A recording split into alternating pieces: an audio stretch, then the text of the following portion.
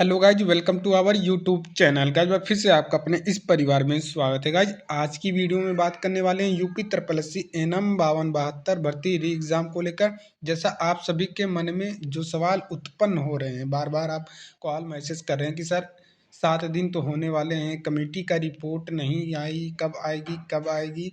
तो उसका आपका यहाँ पे रिप्लाई मिलने वाला है, जवाब मिलने वाला है। तो यहाँ पे ऊपर थंबनेल में ही मैंने लिख दिया कि कमेटी का रिपोर्ट इसी सप्ताह में आ जाने वाली है। ठीक है, कब तक भैया? तो आप फ्राइडे तक मान के चलें कि कमेटी जो भी फैसला लेने वाली है आपके भर्ती परीक्षा को लेकर। आप सभी को पता है 16 जनवरी के दिन जो ज्ञापन वाला कार्यक्रम रखा गया था, ये वीडियो हमने अपलोड किया था 13 जनवरी को। ठीक है, 13 जनवरी को, 11 जनवरी को आपको पेपर होता है, 12 जनवरी के बाद। ठीक है, 12 जनवरी के बाद ये 13 जनवरी को वीडियो हमने अपलोड किया था। और यहाँ पे आपको बताया क्या था कि 16 जनवरी को लखनऊ चलो अभियान है। तो हमारा उद्देश्य खाली आयोग में ज्ञापन देने का कार्यक्रम नहीं था, मुख्यमंत्री जी से भी मुलाकात करना था, उनके यहाँ भी ज्ञापन देने वाला कार्यक्रम था। ठीक है, वीडियो अपलोड करने के बाद धीरे धीरे सभी लोगों ने साथ दिया, इस मुहिम में आगे बढ़ चढ़कर हिस्सा लिया। 16 जनवरी के ज्ञापन देने के बाद हम लोगों को यही बताया गया आयोग में कि भाई आपके भर्ती परीक्षा को लेकर कमेटी का गठन ऑलरेडी हम लोग कर चुके हैं, और आपके इसीलिए आपके आंसर की हमने अभी तक नहीं दिया है। ठीक है, और 16 जनवरी को ही क्यों डेट रखा गया था उसके पीछे भी मैंने आपको रीजन बहुत अच्छे से समझाया था कि 16 जनवरी को ही क्यों डेट रखा है। लखनऊ चलो अभियान ज्ञापन वाला कार्यक्रम हमने ये भी बताया था कि 5 दिन के बाद आंसर की रिलीज कर दिया जाता है। तो अगर हम आंसर की रिलीज करने से पहले ही 16 जनवरी को मिल लेते हैं आयोग में, माननीय आयोग के सचिव जी से और सीएम जी के यहाँ, सीएम जी से, तो हमारे भर्ती परीक्षा को लेकर कुछ पॉजिटिव रिजल्ट आएगा री एग्ज़ाम को लेकर। इसलिए 16 जनवरी को लखनऊ चलो अभियान रखा गया था। देखिए, लखनऊ में हमने जो ज्ञापन दिया तो दिया ऑलरेडी, हमने आपको अच्छे से ये सब पहले ही डिस्कस कर चुका है कि भाई लखनऊ में हमने जो ज्ञापन वाला कार्यक्रम हम लोगों का था, 9:30 बजे तक हम लोग ज्ञापन देकर निकल चुके थे सीएम जी के यहाँ। सीएम जी के जनता दरबार में ऑलरेडी हमने 30 बहनों को वहाँ पे भेज दिया था पहले से ही सीएम जी के आवास पे। चीज़ें मैं आपको पहले से ही बता दिया हूँ। देखिए, हमारा उद्देश्य क्या रहता है कि हमें अच्छे से पता है, अगर ये बात सीएम जी के कानों तक पहुँच जाती है कि एनएम का पेपर हुआ था, वो भी आउट ऑफ सिलेबस प्रश्न पूछा गया, तो आपकी भर्ती परीक्षा को री एग्ज़ाम होने से कोई नहीं रोक सकता है। और इसी उद्देश्य से हम लोग लखनऊ जाने का काम किया था। हालांकि उस दिन 16 जनवरी को सीएम जी आए हुए थे, बहुत लेट से आए हुए थे लखनऊ में, गोरखपुर में थे। गोरखपुर में भी मैंने बोला था कि भाई चले जाना आप लोग जो गोरखपुर के हैं वहाँ पे ज्ञापन दे देना। ठीक है, और 16 जनवरी को सीएम जी यहाँ पे लखनऊ में आए हैं 11 बजे के बाद, लगभग 12-1 बजे के आसपास। तो जो भी बहन लोग गई थी जनता दरबार में सीएम जी को ज्ञापन देने के लिए, वहाँ पे उनको बताया गया कि आप अपनी समस्या हमें बता दीजिए, हम आपकी समस्या को सीएम जी तक पहुँचा देंगे। यदि आपका काम नहीं होता है तो फिर आप अगले सोमवार को आइएगा, 1 हफ्ते के बाद आपकी मुलाकात हम सीएम जी से करवाएंगे। मैं सीएम जी को क्यों बोला हूँ कि सीएम जी को ही ज्ञापन देने से काम बनेगा, क्योंकि ये चीज़ें हमने देखा है, अपने आंखों से देखा है, करते हुए देखा है कि सीएम जी के कानों तक जब भी बात पहुंची है तब तक संज्ञान में वो खुद लेते हैं और आपको लेकर आपके आपके समस्या को लेकर समाधान भी करते हैं। कुछ लोग नए जुड़े हुए हैं तो उनको पता ही नहीं हो पाता है कि कौन इंसान क्या कर रहा है, क्या नहीं कर रहा है। मेरा उद्देश्य कभी किसी को गलत ठहराने का नहीं रहता है, ये आप सभी को अच्छे से पता है। मैं थोड़ी चीज़ें सच ज़्यादा बोल देता हूँ, इसलिए लोगों को हजम तक भी नहीं होती है बातें। सीएम जी ही क्यों संज्ञान में ले सकते हैं? सीएम जी अगर कानों तक पहुंच सकती है बात, तो तुरंत आपका री एग्ज़ाम को लेकर पॉजिटिव रिजल्ट आ जाएगा। ऐसा मैं क्यों बोलता हूँ? क्योंकि मैंने ये काम करते हुए देखा है, करवाते हुए देखा है। ये वीडियो आपको अपलोड किया गया था 8 अगस्त को। ठीक है, 8 अगस्त को ये वीडियो अपलोड किया गया था, 8 अगस्त 2025 को। यहाँ पे मैंने बताया था कि सीएम जी को ज्ञापन दिया गया, और भी कहाँ पे निकल के आया, न्यूज़पेपर में भी निकल के आया। ये चीज़ आप लोग देख लो। ये ज्ञापन किस लिए दिया गया था कि जल्द से जल्द शॉर्ट लिस्टेड नोटिस आए और एग्जाम डेट घोषित हो, जल्द से जल्द। 20 अगस्त को, सॉरी 8 अगस्त को ये अपलोड किया गया था। 8 अगस्त को, 8 अगस्त 2025 को आपकी शॉर्ट लिस्टेड नोटिस कब आई है? आपकी शॉर्ट लिस्टेड नोटिस आई है सितंबर में। ये न्यूज़पेपर के कटिंग में भी निकल के आया हुआ था। उसके बाद 8 अगस्त के बाद बैक टू बैक ज्ञापन वाला कार्यक्रम चलता ही रहा। वो अलग की बात है, मैंने आपको बताया ना कि जो हम करते हैं वो हम दिखाते नहीं कि हमने ये किया है।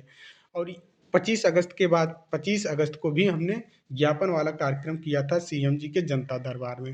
ठीक है, सीएम जी के जनता दरबार में ये वीडियो अपलोड है यूट्यूब पे। अभी तक आप लोग जो नए हैं उन लोगों के लिए मैं बता रहा हूँ, पुराने लोग ऑलरेडी उनको पता है और वो सभी समझदार हैं, वो अच्छे से समझते हैं कि हाँ चीज़ें हमारे साथ कौन क्या कर रहा है क्या नहीं कर रहा है। ठीक है, गलत कमेंट या फिर गलत चीज़ों पे वो ध्यान ही नहीं देते हैं। 25 अगस्त को ज्ञापन देने वाला कार्यक्रम किया गया था। आपकी शॉर्ट लिस्टेड नोटिस कब आई है? सितंबर में आई है।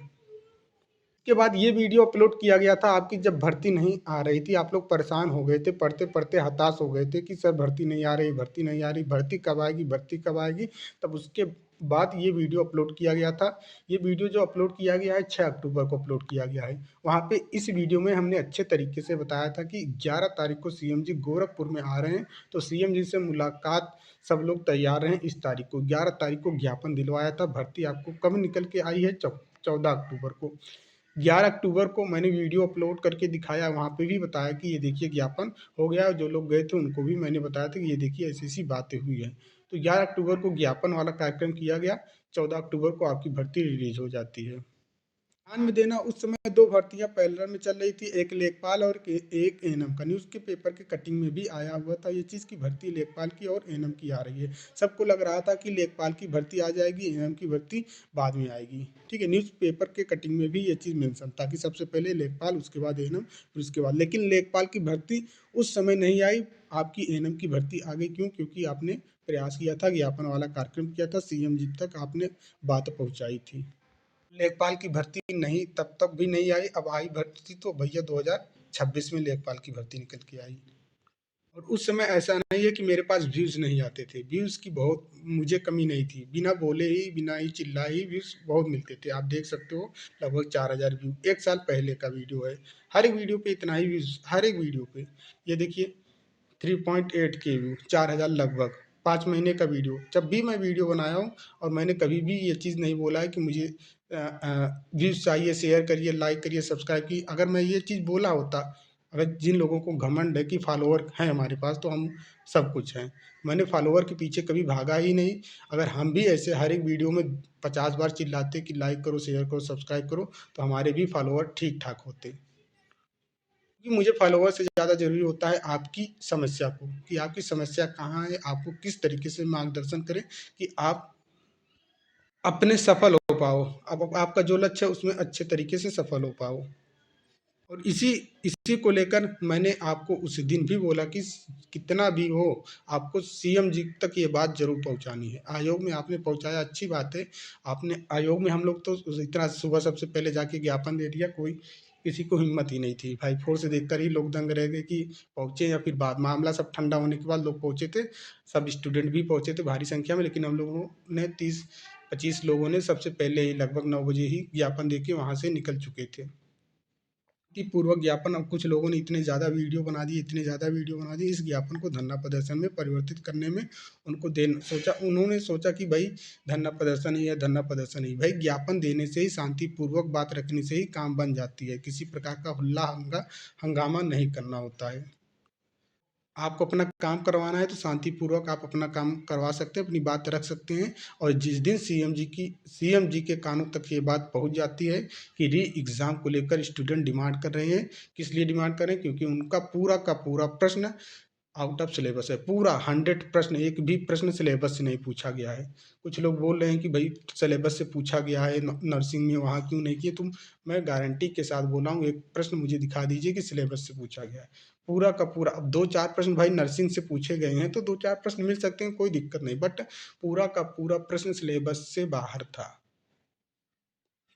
सिलेबस से पूछा जाता तो इस तरीके से 35 नंबर नहीं, सिलेबस एजेंसी को दिया ही नहीं गया। एजेंसी जो एग्ज़ाम आपका ये तैयार किया है, प्रश्न पत्र तैयार किया है, उसके पास सिलेबस था ही नहीं। उन्होंने मनमानी तरीके से जैसे मन किया वैसे प्रश्न उठा उठा के पूछ लिए हैं। सिलेबस अगर पता होता, सिलेबस दिया गया होता तो भाई 65 नंबर जो आप नर्सिंग के पूछे हो उसमें से भी मिलते सिलेबस है। जैसे कि पहला टॉपिक स्वास्थ्य का निर्धारक तत्व, तो पूरे 65 प्रश्न से आप खोज लीजिए, स्वास्थ्य के निर्धारक तत्व से आपको एक भी प्रश्न नहीं मिलने वाला है।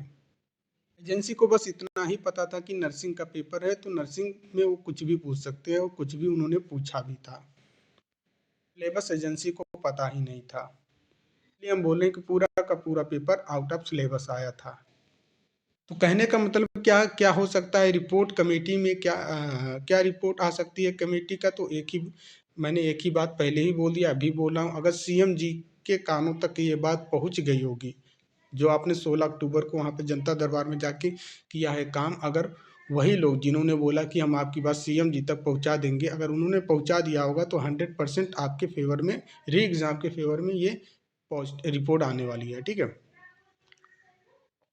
आयोग खुद असमंजस में है कि भाई री एग्ज़ाम के अलावा कोई रास्ता ही नहीं बच रहा है। अगर वो बनाएंगे तो भी किस तरीके से बनाएंगे, जिनका भी ज़्यादा स्कोर आ रहा है, जैसे कि किसी का स्कोर 40 आ रहा है, किसी को 45 आ रहा है, तो खाली नर्सिंग में से नहीं आ रहे हैं, कुछ प्रश्न उनके नॉन नर्सिंग के जो जी के कंप्यूटर हैं वो भी सही हुए, तब जाके इनका स्कोर 40 आया हुआ है। ठीक है। तो और आप ये मत सोचो कि अगर री एग्ज़ाम नहीं होता कि हमारा फ़ायदा हो जाएगा, क्योंकि हमने नॉन नर्सिंग का जो प्रश्न आया था वो भी किया है, वो भी सही है हमारा, तो हमारा फ़ायदा वैसे भी है, तो ये आप गलतफहमी में हैं। ठीक है। नुकसान हो जाएगा, क्योंकि वो 35 नंबर हटाएंगे, या तो हटाएं या तो सबको दे दें, दो ही बात है। 35 नंबर या तो हटाएं या तो दे दें, ऐसे भी कर सकते हैं, बट मुझे तो नहीं लगता है कि ये आयोग करने वाला है। आयोग आपके फेवर में ही रिजल्ट कमेटी जो रिपोर्ट सौंपने वाली है, आपके फेवर में ही री एग्ज़ाम की पॉसिबिलिटी है पूरी, कि री एग्ज़ाम ही करवाएंगे, और ये सीएम जी तक अगर बात पहुंच गई होगी तो बहुत अच्छी बात है। तो 101% आपका री एग्ज़ाम ही होगा, अगर सीएम जी संज्ञान में ये बात आई होगी कि भाई री एग्ज़ाम को लेकर कैंडिडेट आए हुए थे, हमें ज्ञापन देने का काम किए थे, बट हम उस दिन नहीं उपस्थित थे, और हमारी बात, उनकी बात जो समस्या है, उनकी बात, आपकी समस्या को उनके कानों तक पहुंच गई होगी, तो ज़रूर आपके री एग्ज़ाम के बारे में सोचा जाएगा। और सबसे बड़ी बात ये हो जाती है कि अगर इन्होंने नॉन नर्सिंग के प्रश्न हटा के फिर जो नर्सिंग के प्रश्न आए उस पर कटाव बनाने का प्रयास किया, तो फिर ये संविदा के जो भी बहन लोग संविदा के हैं उनको कितने नंबर देंगे, ये सवाल उत्पन्न हो जाता है, फिर उनको कितना नंबर देंगे। तब तो और भी फ़ायदा, ऑलरेडी फ़ायदा देखिए, फ़ायदा यहाँ पे किसी का भी नहीं होगा, नुकसान भी किसी का भी नहीं होगा। ठीक है। बस यही होगा कि जो जेन्युइन बच्चे हैं, जो पढ़ने वाले बच्चे थे, जिन्होंने दिन रात एक करके पढ़ाई किया है, जिन्होंने एकेडमी के टाइम क्लास लिया है, अच्छे से पेपर दिया है, अपनी मेहनत के दम पर यहाँ तक पहुँचे हैं, उनके लिए नुकसान हो जाएगा, बहुत बड़ी नाइंसाफ़ी उनके साथ हो जाएगी। ये बात आयोग को भी अच्छे से पता है, तो आपके फेवर में री एग्ज़ाम को लेकर हो सकता है, पॉसिबिलिटी बन सकती है कि री एग्ज़ाम ही हो। बाकी जैसा भी रिपोर्ट आएगा, रिपोर्ट आने के बाद भी जैसे हम लोगों को बोला गया है कि 1 हफ्ते का इंतज़ार कर लो, 1 हफ्ते के इंतज़ार के बाद अगर आपके फेवर में रिजल्ट नहीं आता है, आपका काम नहीं होता है, तो सीएम जी से पर्सनली आप लोगों को मिलवाने का काम किया जाएगा। ये भी लोग हम लोग करने वाले हैं, फिर पर्सनली मिलेंगे, लेकिन इतने हल्ला गुल्ला के साथ नहीं मिलेंगे। जैसे हम लोगों ने भर्ती निकलवाने को लेकर शांतिपूर्वक ज्ञापन वाला कार्यक्रम किया, हम लोगों ने रिजल्ट और ये आपका shortlisted notice, exam date की नोटिस निकलवाने को लेकर शांतिपूर्वक काम किया था, वैसे इस बार भी शांतिपूर्वक ही काम करेंगे। कुछ लोगों ने इतना, मतलब कल के डेट में मुझे इतना कॉल करके खुद रोने लगी, आप लोग प्लीज़ कॉल करके रोया ना करिए। ठीक है। जब आप रोते हैं तो हमें भी रोना आ जाता है। कि समस्या को हम समझ सकते हैं, इसी समस्या को लेकर अभी तक मैंने ऐसा कुछ भी क्लास को लेकर ये भी चीज़, जबकि बहुत सारे मेरे पास कमेंट आ रहे हैं कि सर इस भर्ती का क्लास चालू कर दीजिए, फार्मासिस्ट की भर्ती का क्लास करवा दीजिए, मुख्य सेविका का क्लास करवा दीजिए, लेकिन हम बोले कि नहीं भाई, क्लास नहीं होगा, क्योंकि जिस चीज़ को लेकर हमने तैयारी करवाया था वो लोग ही नहीं खुश हैं, तो हम फिर किस खुशी के साथ क्लास करवा सकते हैं। ये सब चीज़ें हमने आपको पहले ही ऑलरेडी बता के रखा है। यदि आपका पढ़ने का मन है तो और भी चैनल हैं, पढ़ा रहे हैं, तो आप लोग वहाँ पे पढ़ सकते हैं।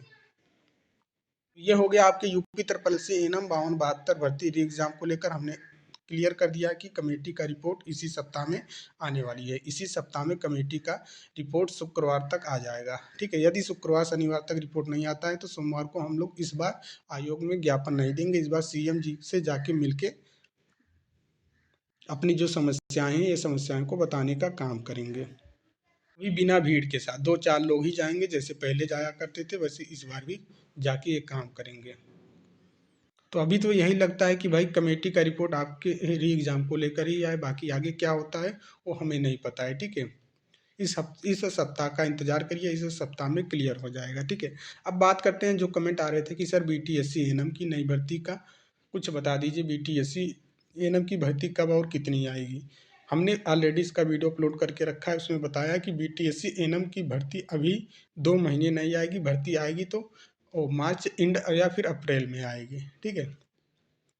भर्ती जब भी आएगी आप फॉर्म अप्लाई कर देना बिना रजिस्ट्रेशन ट्रांसफ़र किए। रजिस्ट्रेशन ट्रांसफ़र अभी मत करना, ठीक है। भर्ती आती है, फॉर्म भर देना, एग्ज़ाम दे देना, उसके बाद अपना रजिस्ट्रेशन वाला प्रोसेस करवा लेना, क्योंकि बहुत समय लग जाता है ज्वाइनिंग करवाते करवाते, ठीक है। बीटीएससी की तरफ से साल 2 साल लग जाते हैं, तो साल 2 साल में आपका ऑलरेडी ट्रांसफ़र हो ही जाता है। ये बात नोटिफिकेशन में भी मेंशन होता है कि जब भी आप डीवी करवाने आते हैं तो डीवी करवा करवाने वक्त आपका ट्रांसफ़र हाल में बीटीएससी में बीएनआरसी में ट्रांसफ़र हो जाना चाहिए, बीएनआरसी में, ठीक है, बीएनआरसी में। फॉर्म जब भी भर्ती आएगी तो फॉर्म भर देना, पेपर दे लेना। अगर पेपर देने के बाद आपको लगता है कि आपका सिलेक्शन हो जाएगा बीटीएससी में, तब उस समय आप ये डिसीजन ले सकते हो, बीएनआरसी में ट्रांसफ़र करवा सकते हैं। अभी क्यों ट्रांसफ़र के लिए मैं मना कर रहा हूँ, क्योंकि भाई यूपी ट्रिपल बावन बहत्तर को लेकर आप देख ही रहे हैं, क्या पता हो सकता है भविष्य में आपका ये सिलेक्शन इसमें हो जाता है तो फिर आप फंस जाएंगे, ना इधर के ना फिर उधर के। ट्रांसफ़र इतना आसान काम नहीं है कि एक जब चाहो तब आप यहाँ से वहाँ से यहाँ से वहाँ कूद जाओ, यहाँ से यहाँ चले आओ, तो ऐसा नहीं है। हर एक चीज़ को सोच समझ कर कदम उठाना होता है। और इसी में आपको बता दें, री एग्ज़ाम को लेकर जो भी एएनएम के एनएचएम, ठीक है, जो भी एनएचएम के यूनियन है एएनएम के, ठीक है, ये भी अब आपका सहयोग कर रहे हैं साथ, क्योंकि एक वीडियो उनकी तरफ से एक जारी किया गया और मैंने वो वीडियो देखा था, उसमें बताया गया है कि जो 11 जनवरी को पेपर हुआ है एएनएम 5272 का, ये सिलेबस के आधार पे नहीं हुआ है, जिससे संविदा पे काम करने वाले जो भी बहन लोग हैं ये अच्छा स्कोर नहीं ले पाए हैं, क्योंकि आपने वो पूछा ही नहीं है, ठीक है, वो पूछा ही नहीं है जो उनका काम है। देखिए एक लेटर आया था, बट मैं इसकी पुष्टि नहीं कर सकता हूँ ये लेटर आगे फॉरवर्ड किया गया है कि नहीं, क्योंकि इसमें ना तो दिनांक है ना तो और भी साइन सिग्नेचर, ये चीज़ केवल फॉर्मेट हमारे पास ये आया हुआ था। जो यूनियन है, ठीक है, उत्तर प्रदेश राज्य एनएचएम एएनएम कर्मचारी यूनियन है उनकी तरफ से, ठीक है। यहाँ पे इन्होंने विषय में बोला गया था कि राष्ट्रीय स्वास्थ्य मिशन उत्तर प्रदेश के अंतर्गत, अब ये लेटर का फॉर्मेट केवल हमारे पास आया था, मैं इसकी पुष्टि नहीं कर रहा हूँ कि आगे फॉरवर्ड किया गया है लोगों तक कि नहीं, इसकी पुष्टि हम नहीं करें, इस बात को आपको ध्यान में रखना है, ठीक है। इन्होंने बोला है कि स्थायीकरण एवं यूपी त्रिपलसी एनम परीक्षा दिनांक 11 जनवरी को निरस्तीकरण के संबंध में राजधानी लखनऊ में 2 फरवरी 4 फरवरी को लेकर इन्होंने बात बोला है, और जो वीडियो मेरे पास आया है उस वीडियो में भी ये बात बोली गई है। यहाँ पे इन्होंने मांग इनका है, मांग में भी इन्होंने लिखा है स्पष्ट तरीके से, आप देख सकते हैं। यहाँ पे बोला है कि भैया जो 11 जनवरी को पेपर हुआ था, 11 जनवरी 2026 को महिला स्वास्थ्य कार्यकर्ता एनम परीक्षा प्रदेश भर के अभ्यर्थियों में विशेषकर सेवारत संविदा एनम के लिए अत्यंत निराशाजनक एवं भ्रामक सिद्ध हुई। परीक्षा में पूछे गए प्रश्न न तो घोषित सिलेबस के अनुरूप थे और न ही परीक्षा के विज्ञप्ति स्वरूप से मेल खाते थे। तो इस त्रुटिपूर्ण प्रश्न पत्र ने वर्षों से सेवा दे रही एनम एवं अन्य अभ्यर्थियों की मेहनत और विश्वास को ठेस पहुंचाई है, जिससे व्यापक आक्रोश प्राप्त है।